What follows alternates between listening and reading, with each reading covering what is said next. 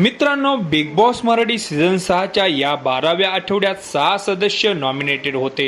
राकेश बापट, विशाल कोटेन, अनुश्री माने, रेवा कौरशी, राखी सावंत आणि सागर कारंडे.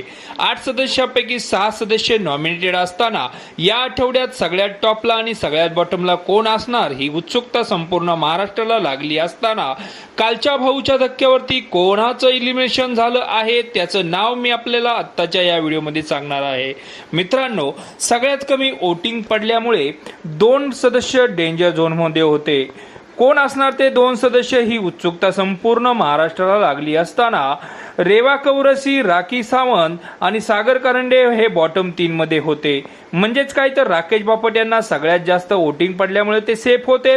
अनुश्री माने आणि विशाल कोटेन यांना पण बऱ्यापैकी वोट असल्यामुळे ते सुद्धा सेफ होते. तर राहिलेले सदस्य डेंजर झोनमध्ये असताना राखी सावंत, सागर कारंडे आणि रेवा कौरसी या तिघांमध्ये डेंजर झोनमध्ये नक्कीच चुरस होती. सर्वात कमी मते पडल्यामुळे जे आहे सागर कारंडे या बिग बॉस मराठी सीझन 6च्या 12व्या आठवड्यात इलिमिनेट झालेले आहेत. म्हणजेच काय तर सागर कारंडे हे या आठवड्यात घराबाहेर गेलेले आहे आणि अगदी थोड्या फरकाने रेवा कौरसी आणि राखी सावंत या 12व्या आठवड्यात वाचलेले आहेत. म्हणजेच काय तर आता घरात 7 सदस्य आहेत. आता याच्यापैकी टॉप 5 मध्ये कोण जाणार हे नक्की तुम्ही कमेंट करून सांगा.